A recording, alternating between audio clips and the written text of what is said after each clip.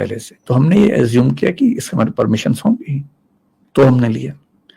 धीरे धीरे कंपटीशन ऐसा हुआ कि वो इंस्टीट्यूट वहां से चले गए, क्योंकि उतना नहीं मैनेज कर पाए। जब वो चले गए तो मॉल के मालिक ने हमसे कहा कि अगर आप चाहें तो आप इसको ले लीजिए। हमने लिया।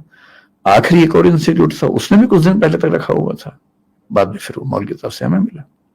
वहां हम आईएएस के जो मेंस वाले बच्चे हैं, मेंटरशिप लाइब्रेरी चलाते थे, अब वो बंद हो गई, उनका 1.5 महीने बाद मेंस है, तो हम अभी उनके लिए भी रास्ता निकाल रहे हैं कि उनको कहाँ बिठाएं, उनकी भी दुविधा है। सर अभी एक ये प्रेस रिलीज आई है 2:41 पे, इसके 2-3 पॉइंट्स पे मैं आपसे बात करना चाहूंगा। जो हमारी प्रेस रिलीज है दृष्टि आईएएस ने, जो आपकी तरफ से है, जो सोशल मीडिया हैंडल पे अपलोड किया गया। 2-3 पॉइंट है, मुझे उस पर बात करना है, लेकिन एक चीज मुझे उससे आपसे पहले पूछनी है।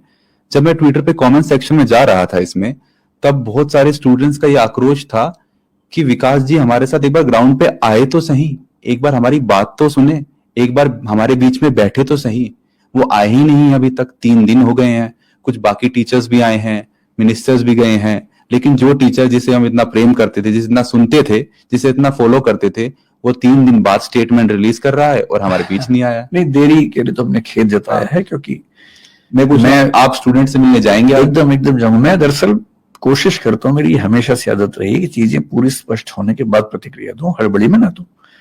तो मैं थोड़ा वेट कर रहा था, मेरा ख्याल है कि थोड़ा पहले कर देना चाहिए था। दूसरा, स्टूडेंट से अब तक नहीं मिलने की वजह वही थी कि आक्रोश जब बहुत ज्यादा होता तो आप अपनी बात ठीक से रख भी नहीं सकते हैं।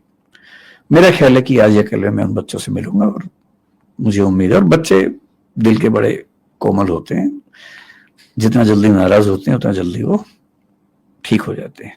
तो मुझे पता है कि बच्चों की नाराजगी मुझसे क्यों है और वो दूर कैसे होगी। सर एक 5th पॉइंट आपकी प्रेस रिलीज में है, वो बोलता है कि DDA, MCD and Delhi fire department के नियमों में असंगति है, कॉन्ट्राडिक्टरी है। आप समझाएंगे कि क्या वो लॉज है जिनमें कॉन्ट्राडिक्टरी है, ये वेल कोऑर्डिनेटेड नहीं है आपस में?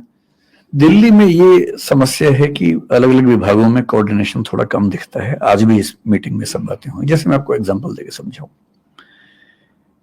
डीडीए ने पहला मास्टर प्लान 1962 में बनाया, फिर 2001 में बनाया। 2001 तक, जहां तक मेरी जानकारी, मिक्स्ड लैंड यूज नाम की कोई चीज नहीं होती थी। 2005 या 6 की बात है कि सुप्रीम कोर्ट ने एक आदेश दिया कि दिल्ली में जो भी commercial activities non commercial area में चल रही हैं वो सब सील होंगी। सब कुछ सील होने लगा, कोचिंग इंस्टीट्यूट्स भी हुए, बाकी एक्टिविटीज भी हुई। इतना विरोध हुआ कि उसमें फिर दिल्ली की सरकार को प्रस्ताव रखना पड़ा, संसद को एक्टिव होना पड़ा, और तब उस समय 2008 में पहले संसद ने थोड़ा सा रिलीफ दिया, और उसके बाद 2008 में या 9 में master plan of Delhi MPD 2021 लेके आए, जो पारित हुआ। उस मास्टर प्लान में ये कहा गया कि अब से 3 तरह के एरियाज होंगे, कमर्शियल, रेजिडेंशियल और mixed land use. Mixed land use का मतलब ये है कि जो रेजिडेंशियल है पर उनमें कमर्शियल एक्टिविटीज भी चल सकती हैं, एक निश्चित परसेंटेज से चल सकती हैं।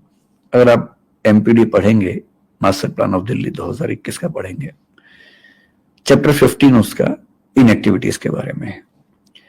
15.7.1 और 15.7.3 ब्रैकेट में 7, इनको ध्यान से पढ़िए। 15.7.1 साफ साफ कहता है कि coaching institutes mixed land area में अलाउड हैं, प्रोवाइडेड कि सड़क इतनी चौड़ी होनी चाहिए। इतना ही नहीं, वो ये भी कहता है कि अगर सड़क इतनी चौड़ी है, मेरे ख्याल से 60 फीट के आसपास की बात है, तो मिक्स्ड लैंड यूज नहीं है तो भी अलाउड है। ये वो कहता है up to 2/3 FAR of the building.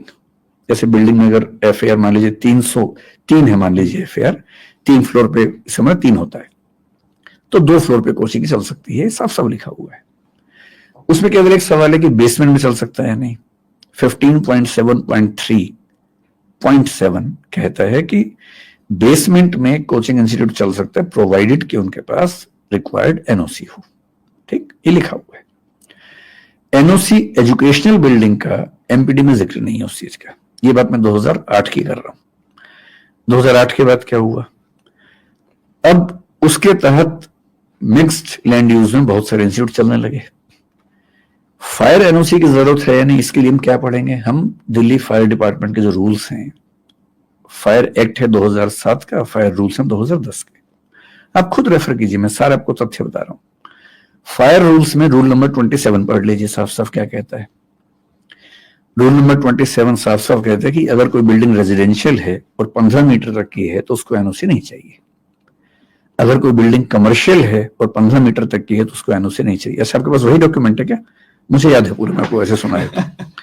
पर वो एक बात कहता है कि अगर कोई बिल्डिंग एजुकेशनल है तो उसको 9 मीटर तक एनओसी नहीं चाहिए, 9 मीटर के ऊपर एनओसी चाहिए। ये रूल नंबर 27 में लिखा हुआ है। अब क्या स्थिति है?